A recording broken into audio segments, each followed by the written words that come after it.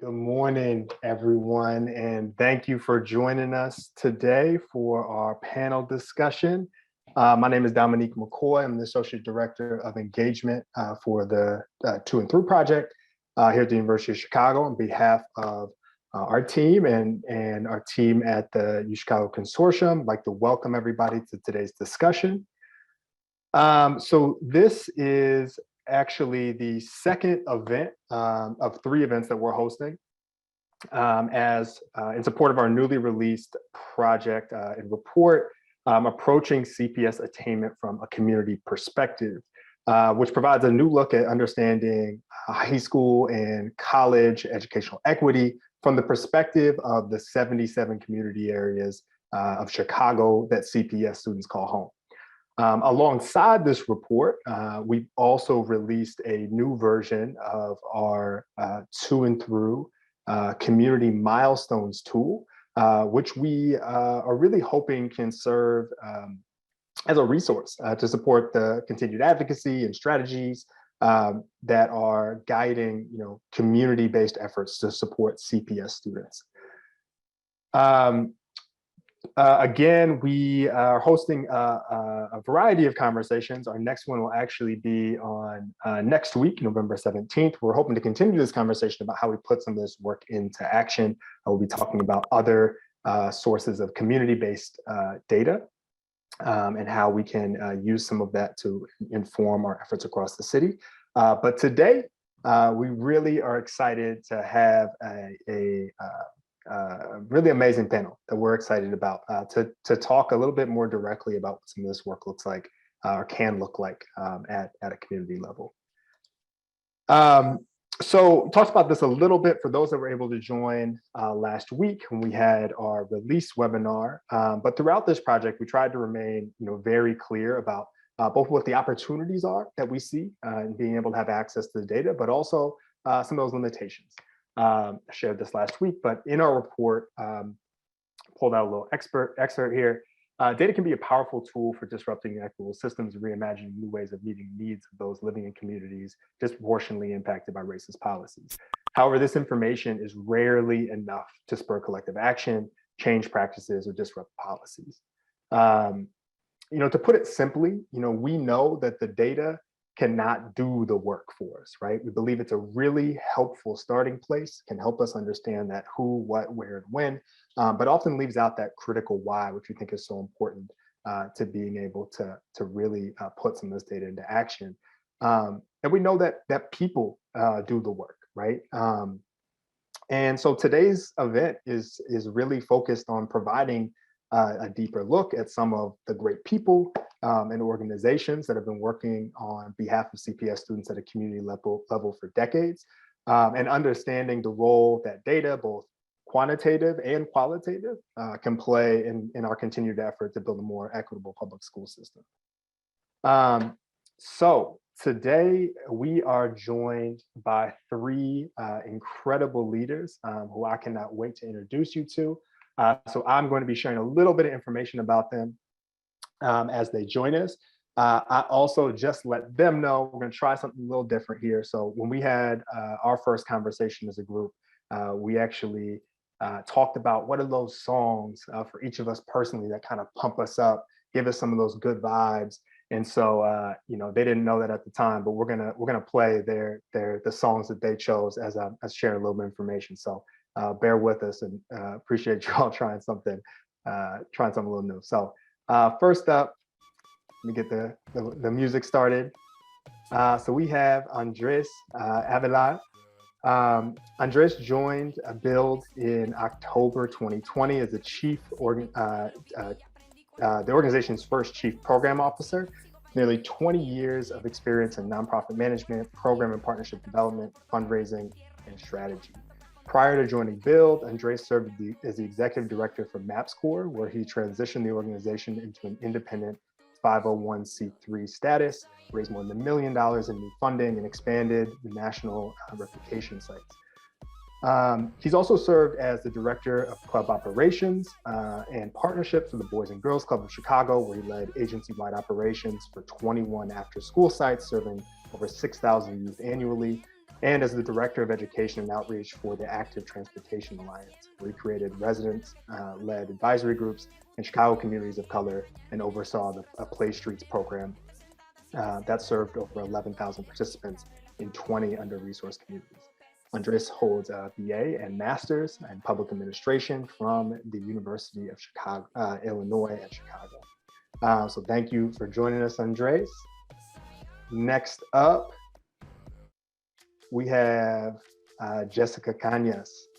Jessica Cañas was born and raised in the neighborhood of Albany Park in Chicago. She's the daughter of Mexican immigrants, an environmentalist, researcher, lifelong learner, and poet. She began her professional career in the field of environmental conservation, working at a grassroots environmental justice organization on the south side of Chicago, southeast side of Chicago. She later worked in sustainable agriculture and rural development in Honduras through Peace Corps. In 2013, she made a career shift to pursue a master's degree in diversity and social justice in higher education from the University of Michigan. She is currently the Assistant Director of Education for the Little Village Education Collaborative, or LVEC, at Enlace, Chicago, a community-based organization in the neighborhood of Little Village here in Chicago. Through LVIC, she works on collective impact and systems alignment between Chicago public schools and local post-secondary institutions to increase college access and retention of Little Village residents. Jessica's passions and interests lie in the intersections of natural area conservation and the peoples and cultures they sustain, social and environmental justice, and the disparity of underrepresented racial minority students in higher education with a special interest in STEM disciplines. So thank you so much for joining us, Jessica. And finally, we have Avanii Hazzard. Welcome, Avanii.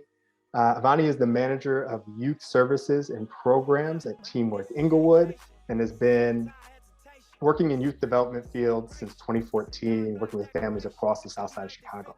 Her current work focuses on planning and implementing daily activities used to develop life skills and academic and career-centered independence, and includes a focus on trauma-informed care, mental wellness, and character development. Avanii's passions have also been, in her dedication to youth service has been recognized as she's the recipient of the 2019 Englewood Rising Award. Avanii holds a bachelor's in psychology from Northeastern Illinois University, and in 2014 was also inducted into the Psi and International Honor Society in Psychology. He is currently serving as the treasurer for Graduate Student Association at Chicago State University, where she is also studying for her MSW with the goal of becoming a licensed clinical social worker.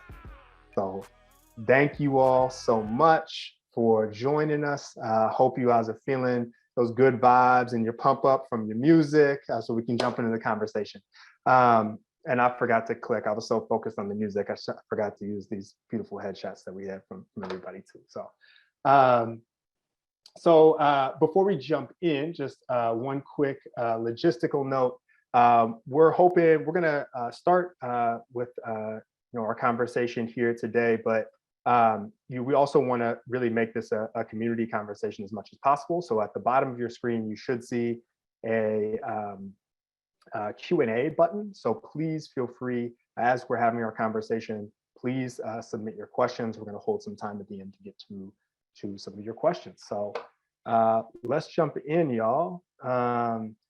So to actually kick things off, I think just to set a little bit of context, Andres, I think I'd actually like to start with you. So thinking about your work at Build, you all are providing service for your communities across a variety of spectrums. And we know that there's always, a lot of competing priorities, in this work to support thriving communities. So can you just share a little bit about, why first and foremost, your organization, has included college access and success as one of those priorities, and what you see as some of the value that a college degree still has for your community? Thanks. Well, I want to first say thank you for having us at this panel. It's always great to share our work with a broader community. So it comes down to our mission. So our mission is to inspire young people to have hope and opportunity, young people who are facing systematic obstacles, and we want them to achieve a positive future. We are historically have served the hardest young people to reach in communities who are facing high rates of both poverty and violence. And we think education is just something that they need to have in their lives to promote opportunities for success and upward mobility from poverty. So I think that that's sort of something that we've always done and we continue to do. The value to community is essentially improving the quality of life for those young people, but their families as well, with the focus on sort of, again, upward mobility, higher incomes for those young people and their families. We also believe that ultimately those young people will come back to community in some form or shape to help those communities thrive. If it's not by living in those communities, but by being leaders in who can represent those communities in all kinds of career paths, both in the private sector and in the public sector. And we want to make sure that those young people from the communities we serve, build focuses on the West Side in Austin and Humboldt Park. We want to make sure those young people are leaders in all those sectors that are making decisions about the community. We want them to be part of those decisions as well. And we think that they have those educational trajectories, they'll be able to be contributors. Absolutely. Appreciate that. I also, I think, we often talk a lot in this work. I think there's been a lot of conversation that has always existed around barriers that we know are very real for a lot of our students that get in the way of both high school and college success. But I also wanted to just take a minute to also just talk about strengths that we know also exist at a community level. So Avanii, actually, I'd love to hear from you. Could you talk just a little bit about in your work, with students and families, what do you see as some of the underutilized strengths that really exist at a community level, particularly when we're talking about kind of educational success for your students? Thank you for having me. Some of the strengths that I believe are underutilized are definitely the CBOs, the community-based organizations. And so in a community like Greater Englewood, which is Englewood and West Englewood, as we look at what is provided within a school system, we realize that there are a lot of lacking areas. And we're not going to be able to get our kids to have college success and access and enrollment if they're lacking education. So, example, some middle schoolers who were in my program this summer, which was an academic boot camp, they actually were not reading at grade level. They were at like the second and third grade level. So when a school is not able to make, education, when they're not able to get them to reach their educational levels, the CBOs are a partner that can come in and give you support. Our organization in particular, like I just mentioned, we wanted to do an academic boot camp because we understand that there is an achievement gap between the youth that are in our communities and the youth that are on the north side. CBOs also have, like us in particular, parent mentor programs that can go into the school at the primary levels and provide additional support to the teachers so that those students can be reading at grade level by third grade. That is a goal of Teamwork Englewood. Absolutely. What about for communities that Jess and Andres, you all work with in the Village and Austin, respectively? What else do you all see as potentially kind of underutilized strengths? Yeah, well, as a youth development professional, we'd like to always talk about how young people are assets in of themselves, right? For their perspective, they're bringing their sort of knowledge and gifts back to the community, and I think it's very relevant to include them in a conversation about how to make the educational system work for them. I think more broadly, we look at our, the institutions in addition to the community-based organizations who are based in communities. So our local hospitals, those are important stakeholders, and also sort of career trajectories. We need to be partnering with them. So for us, the closest to us is probably Rush, for example. I think another one is our community colleges. So Malcolm X is the closest to us, and How do we work with our community colleges to help young people move along in their educational trajectories? Yeah, Dom, I would say that I really love this question because, communities of color are places with multiple strengths, as is stated in the community cultural wealth framework, right? That lists like 6 cultural capitals that actually help students to get to college and to persist. But I have to say that in the work that I've been doing in Little Village, it's very, very clear that one of the biggest strengths or assets in the community that's underutilized are parents. There's a lot, it's a predominantly immigrant community, which sometimes people think, oh, if the parent hasn't gone through college themselves, or maybe only graduated from 3rd grade, 6th grade, they're not going to understand the process. They're not going to be able to support their child. So let's only include the high school student in these conversations about college or post-secondary. And that is really detrimental because you're not utilizing the strongest asset, which are parents that understand transitions, that understand what questions to ask, what information to get that sometimes students need support with. So even though the majority of our students are first generation, parents have bring multiple perspectives and assets and strengths to the table, and they really need to start to be included in those conversations. Absolutely. It's really helpful, and I actually think it's a good transition. I want to stick with you, Jess. One thing, when we were presenting last week, we actually shared that in a lot of ways, the inspiration for this report that we released and the development of the tool actually came out of work that you all did through Alvear at Enlace Chicago. And so actually the last question I got in the webinar was, can you say more about the Enlace 2017 College Access Report? And I said no, because people could come to this one and actually hear it from you directly. So hopefully, Marvin, hopefully you're tuning in to get the answer to your question. But would you mind just sharing a little bit more about that process that you all went through to develop that report, some of what you learned and how that's been kind of guiding your work in these past few years? Yeah, of course. So it was clear through our partners that sit on our high school post-secondary committee that we needed to conduct our own research to better understand the landscape of college access for our students in Little Village, to inform the initiatives and processes that we were creating at the time.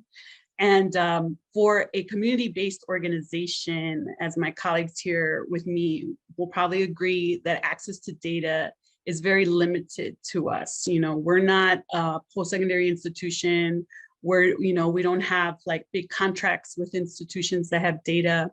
And so it became really difficult to access data on our students. Luckily, we were introduced to the work of the To&Through Project before the tool was actually created. So it was back when you all had just printable reports.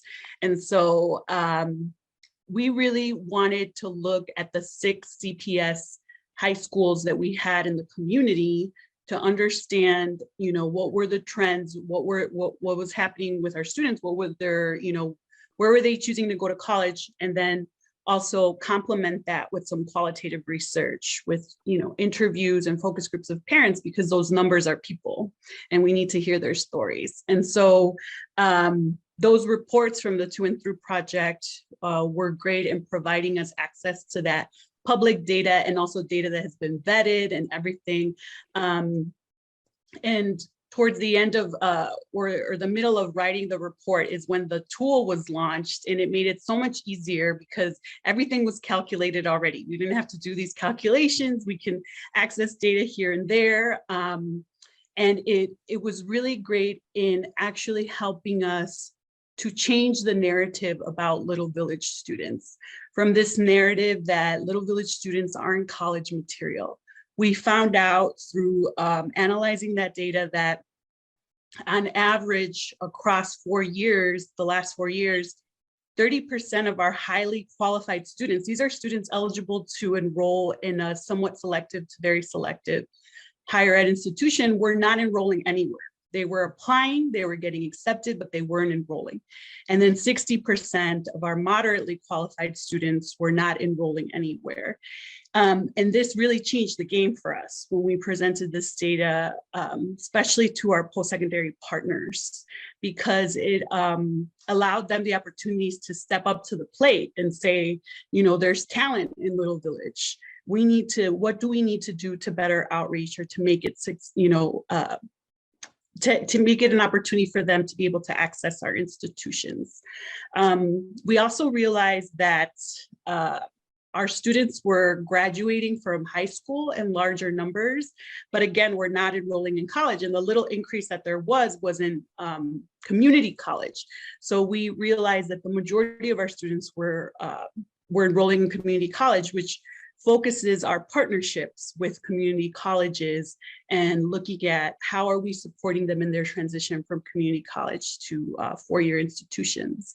And so it was a very pivotal report for us, and it also opened up more questions to think about, well, what about our undocumented students in the community? At that time, that data wasn't included in those numbers because it wasn't being reported to National Student Clearinghouse.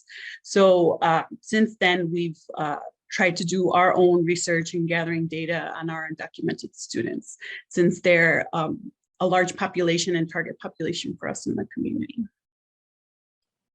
That's super helpful. And again, just publicly want to say thank you all for kicking off, you know, that process and kind of showing what was possible. We shared, you know, we've built the tool, and we actually just put a link to the report in the chat too, if folks want to take a look. So, you know, again, this was part of the reason why we wanted to try to build a resource so we could kind of understand this story across all communities in Chicago.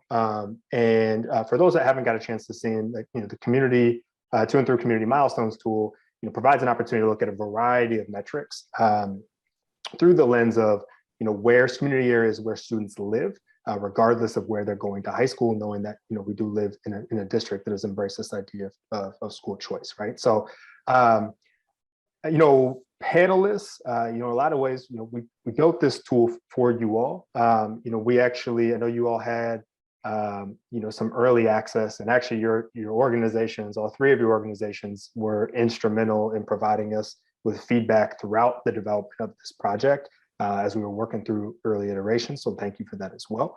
But wanted to just take a minute to just hear from you all, you know, as you got a chance to take a look at the tool, you know, see it through the perspective and the context that you know about your communities. You know, what were some of the things that popped out to you as questions or maybe things that were kind of interesting areas to continue to explore? And Avanii, if you don't mind, I'd love to start with you all. That's fine. As I went through the tool, some of the questions that came out to me as I looked at the data was, I just kind of looked at the gap between resources in certain communities. And so it just kind of made me think about what resources are in these other communities at these other schools that are lacking here in the Englewood community, right? And so when I think about that, I think about where CBOs like Teamwork Englewood can kind of come in and supplement so that they're still having those same resources, those same exposures, the same access. And we know that it can't necessarily come from the community because the schools are funded by the homes, right? And so a community like Englewood can't come up with the funds, right? So that's where the CBOs are kind of trying to come in and add the additional support. So that was kind of like the most driving thing for me, was to just understand what resources are available on that side that our kids need so that we can then provide it for them. Absolutely.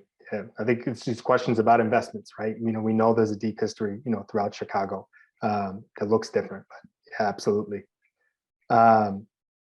Andres, when you were taking a look. Yeah, so there was a lot of interesting sort of data, and we looked at it. But I think my takeaway from it, everything is, sorry, I was just reminded. I was like, we're talking about young people here. I needed to take a step back and realize and make sure that it was clear to me, and I hope it is clear to everybody when they look at the tool, that the data are not people, right?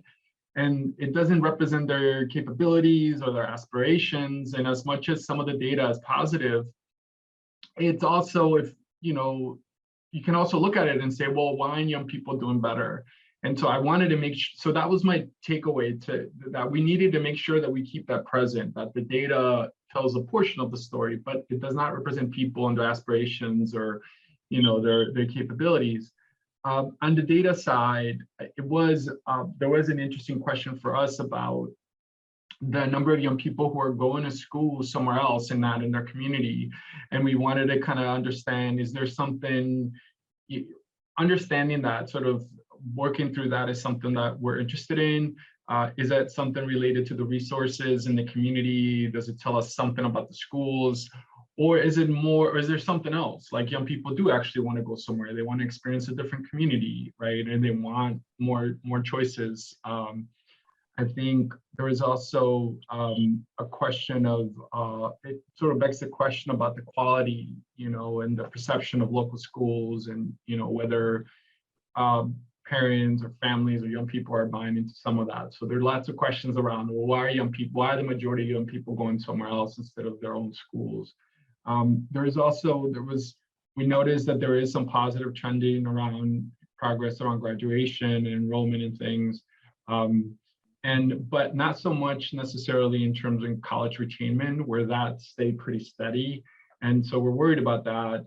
There's also clearly, our young men are lagging behind our young women very clearly in sort of the data, as you look at, the kind of the data set that we have, both for Humboldt Park and for Austin. Those are the two communities that we looked at. And that's, that's something that, we've been thinking a lot about, but now we have additional data that helps us really think about, what's happening there. A few other thoughts is it's kind of a blind spot in the data. It's like our disconnected young people, right? The young people who are not going to school, either they're going to a different school or they're just disconnected, right? They're not in school. And as I mentioned earlier, our focus has always been on working with young people who are the hardest to reach. So justice-involved youth, young gang-involved youth. And so for us, that's a really important question to try to tease out, either from this data set or others. So that's a few things. Incredibly important context. Yep, appreciate that. And Jessica, anything, I know you all, anything new or anything that, can kind of continue some of the explorations that you all been working on?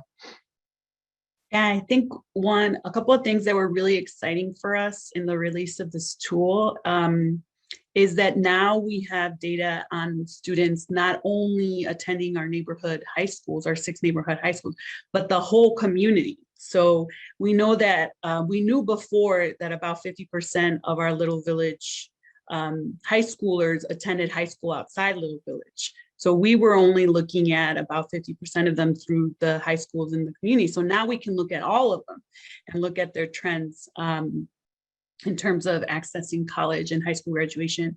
So it was also important for us to find out what other high schools outside the community were students attending. And so the high school enrollment tab is really exciting for us. And it's probably one of the ones that I've spent more time looking at.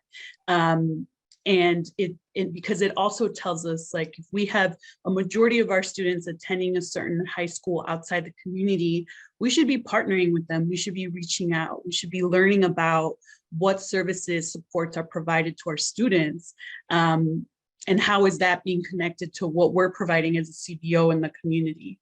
So it was really interesting for me to see that the #1 high school that students in Little Village are attending is one that's outside the community. And so that changes things for us, right, in our work. Also, I think knowing that the majority of our students, even across the whole community, are enrolling mostly in two-year colleges, and then working with them individually that their aspiration is to one day transfer to a four-year institution, and two-year is the best fit for them economically. The data, as I was looking through it, was really showing low transfer rate, very low transfer rate from two-year to four-year. So that really tells me what conversations do we need to have between our city colleges and our four-year local institutions, and what is the role we play in supporting students to be successful in those educational aspirations. And then the last part, which is like, it's being real for us here in Little Village. We are predominantly Mexican immigrant community, but community demographics can change, or there can be pockets of populations of community members that aren't supported because we are looking to support the majority. And one thing that was really interesting to me was the need that we have in supporting our Black male students. Although we are a majority Latinx community, we still have Black students in our schools living in the community, and they need a lot more support. You know, the graduate or enrolling in college in lower numbers, and that for us is like a wake up call. Like, we need to start learning and expanding how we support other populations of students within the community. I think everybody's touched on this a little bit, but I really want to spend a little bit of time talking about this idea of just cautions and context that we have to bring to this data. You know, I think, again, you know, one thing that we've been, you know, I think we have to name, and we've tried to be really clear about in this project, right, is that, you know, while there are a lot of opportunities with this data, we know that data has also been used to perpetuate harmful narratives about community areas, right? In many ways that it's been used to, you know, even you know, kind of, you know, justify actions that maybe haven't been, you know, always seen as supportive for folks, you know, in the community. And so, you know, I think, you know, when you all think about, you know, again, this is a public tool. You know, we don't always know what the context is that folks are bringing to this data. What do you think are some of the most important things for people to keep in mind when engaging with some of this data in a community areas they may not be familiar with? And two, what are opportunities to develop some of that context that you think is important? Anybody can start there. Start. Go for it. One of the things that I would say is to really look at the other side of the numbers, right? Mm-hmm. So if we have 60% of students who are enrolling, let's really dig into the 40% and understand what their story is, right?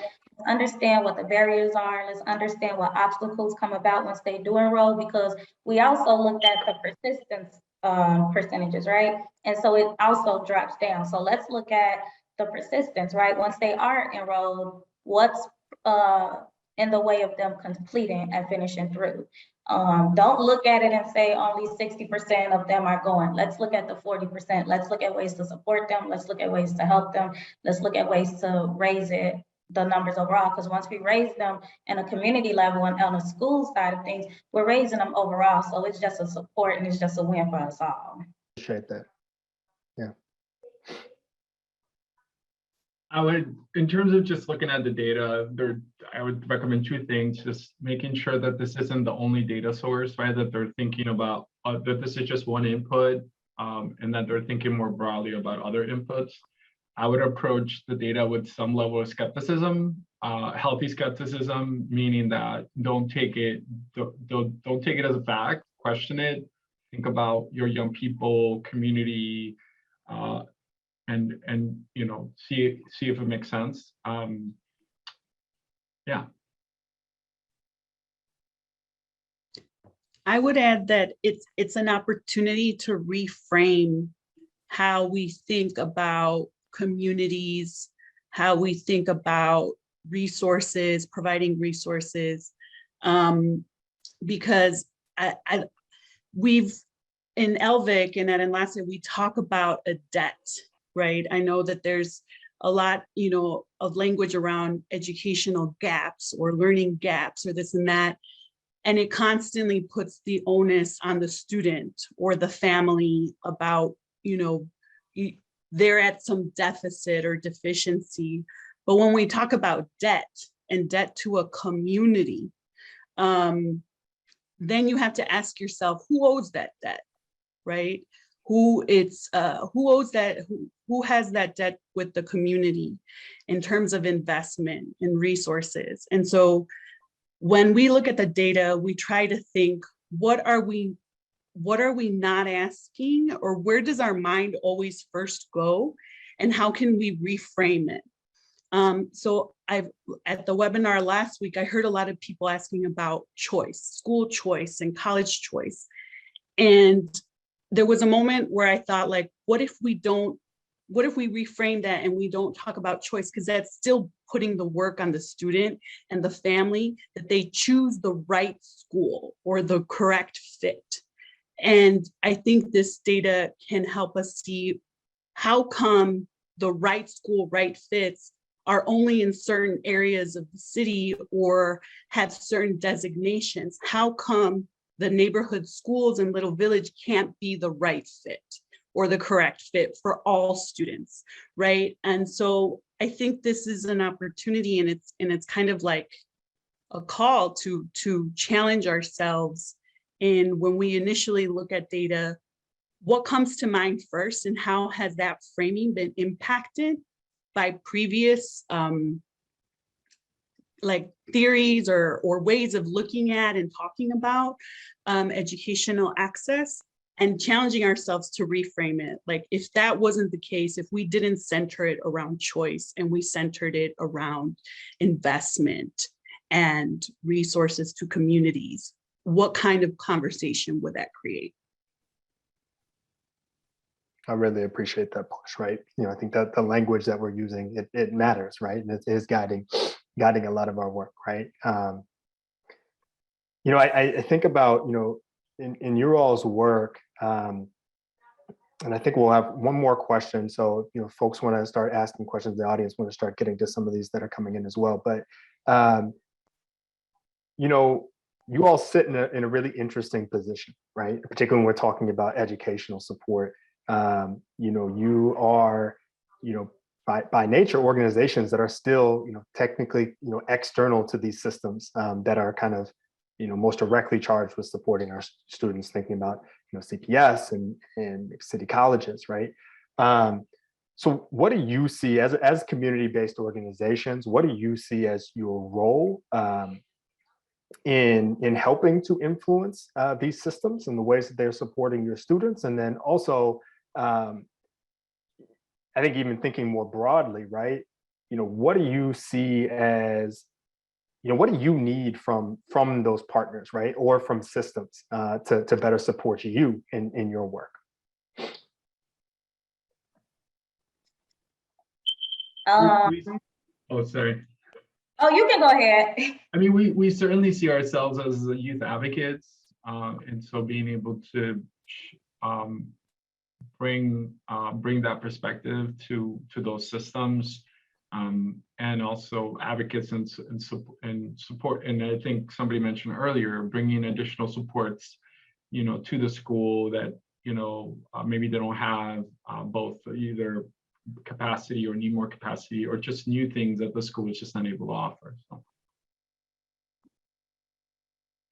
So very similar. I think everybody can kind of tell my position. CBOs to kind of be supplemental. Yeah. We want to work in partnership. We want to be able to fill the gaps. Yeah. So that's kind of what we're trying to do. And then in terms of partners, help us fill the gaps. Some of these students need things such as Chromebook and internet access. So help us provide those things to them. Some of them need exposure and mentorship. Some of them need internships so that they can get job skills. Help us provide that exposure to them. Help us provide those things to them. So yeah, that's what we need. Absolutely. I would say that in the convening of the Little Village Education Collaborative, where we bring so many different stakeholders together to the table, what we need is collaboration. And we say this, it's in like our mission, that we bring people together to pool their time, their resources, and their knowledge. And so we need partners to engage with us in conversation, in difficult conversation, in difficult analysis. And I think our partnership with the To&Through Project is such a great example, because y'all engaged us in a conversation, right? Even though it was difficult, you asked us, you know, what we thought, and we pooled both of our knowledge and time and resources and expertise to create, you know, to create something that serves, you know, the whole city. And I think we need more of that. And we also need access to data and access to tables where we're not at all the time. Access to information, but more than anything, I would say that collaboration, that willingness to sit and to have these dialogues and to think and to analyze things and to think differently. Absolutely. Really appreciate those reflections, Go. So let's get in. Like to start getting into. We got a lot of questions coming in, so I want to start diving into some of these questions from the audience, and please keep them coming. But there's a question in here that I think is really important.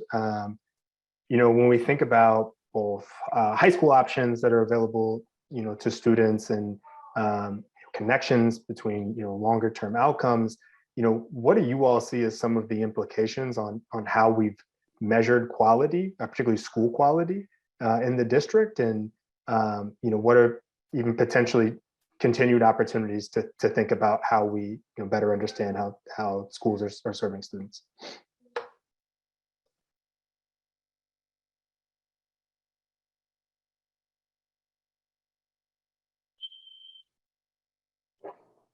Yeah, it's such a big. I mean, we certainly believe as an organization that the quality needs to be thought of as more broadly. So recently, like Bill was part of 5 organizations who were thinking more broadly, for example, about safety and recommendations to schools about safety. I mean, there are some fundamental things that need to be in place for young people that just feel well and to be able to be their best. So I think quality, we need to think more broadly about it. We understand both the constraints and also the challenge to schools, as really their charge is, you know, to the academic component. But nonetheless, I think they have a responsibility as a community stakeholder to really have a broader sense of, you know, community, not just academically. And I do think they need to lean on some community partners and other agencies to support that. But just a broader perspective on quality for sure.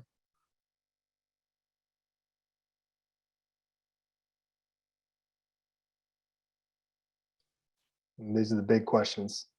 But I think we can keep going. There's a question here. I think actually for you, Jessica. You know, with so much research pointing to the importance. You talked about parent engagement. You know, there's a ton of research that points to the importance of parent engagement. The question is, you know, why do you think we're still kind of stuck in a lot of ways of where we know it's critically important. We know we emphasize the need for parent engagement, but what are we seeing as, you know, what do you think are some of the resources that may be needed to make sure that we can kind of fully engage parents in students, you know, high school and college journeys? I think a part of it is like what kind of, are we providing parents with a base, a foundation of knowledge about higher education within the context of the US, so that they can understand it and see their role in supporting their child, because it's like a very clear defined role when a student is in elementary school, the role of the parent. But once the student goes into high school, that role isn't clearly defined. And because the student is seen as more independent, the school will communicate through the student. And so it becomes difficult for parents to identify, well, what is my role now, right? And so I think it's helping parents define their role at the high school level. And then I think a lot of times in higher ed, we like function under this idea of like helicopter parents, and it's the worst. A higher ed institution never wants to deal with a helicopter parent, right? But when we think about the parents of the students in the communities that we serve, that isn't the case. You're not going to have a helicopter parent, right? Or not in the same way. And so there's all of these like policies and barriers put up in parents accessing information about their child who's now considered an adult, but in our case still lives at home, still is a part of the active member of the family, like is supporting the family in many cases. And so not providing parents information on their family member leaves that family member, that student, to fend for themselves, right? And so I know in one of our equity response teams with our post-secondary institutions, we were trying to advocate to have an orientation for parents at this city college for first-year students. And they kept saying, you know, we can't give parents access to that information. We can't FERPA this. And at one point we're like, wait, we need to reframe this conversation. What information can we give access to parents to?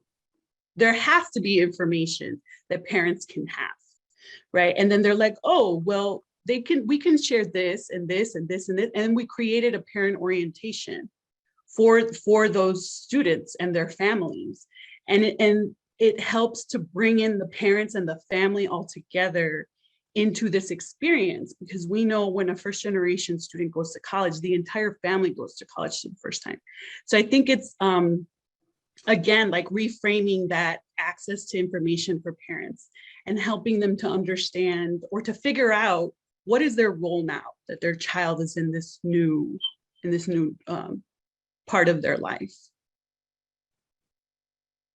Yeah, I mean, there are some real obstacles for parents in some of the communities we serve. We know that there needs to be a larger conversation in society about, so we give people time off to go to jury duty. Why don't we do the same thing for parents to be able to show up at school, right? So there are larger conversations. I mean, we're not going to solve that here, but I do think that perspective from school administrators at the system level, that we're acknowledging that we do need to make it easier for them, and we need to that has to be something that we work on.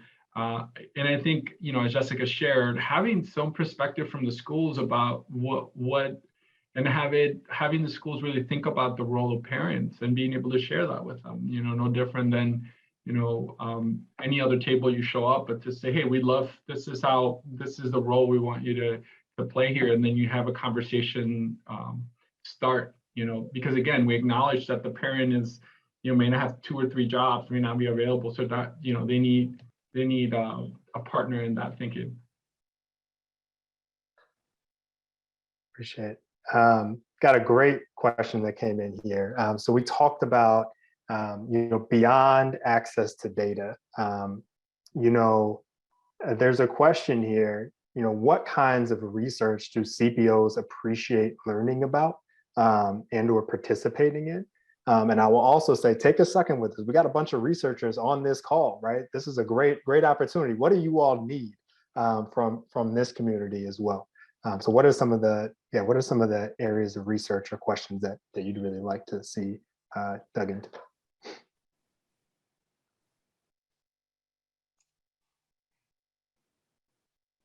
So I'll just share one. I know our organization is really always thinking about protective factors. So we like that framing and how they may have an impact on, young people's trajectories. And so that's something that we're thinking a lot about. And for us, so for example, you say protective factors? Yeah. Yeah. Can you say more about what you mean? So their ability to manage conflict, for example, right? Like that's an example one, or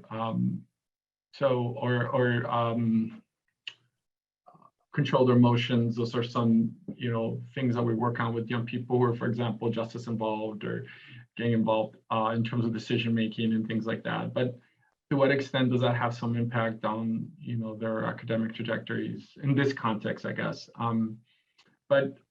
Also, I mean, we're learning more and more that when we look at that sort of persistence in college, that a lot of that has to do with like life skills, like managing money, being able to get around, thinking about how to organize your life if this is your first time that you're even going to a community college. And so I don't know to what extent, I mean, that's something that we're really interested in. We're ending up doing a lot of, not so much academic, but more navigating the spaces so that you're comfortable and you have some tools to be able to be successful in that, so that doesn't get in the way of like the academic work you have to do.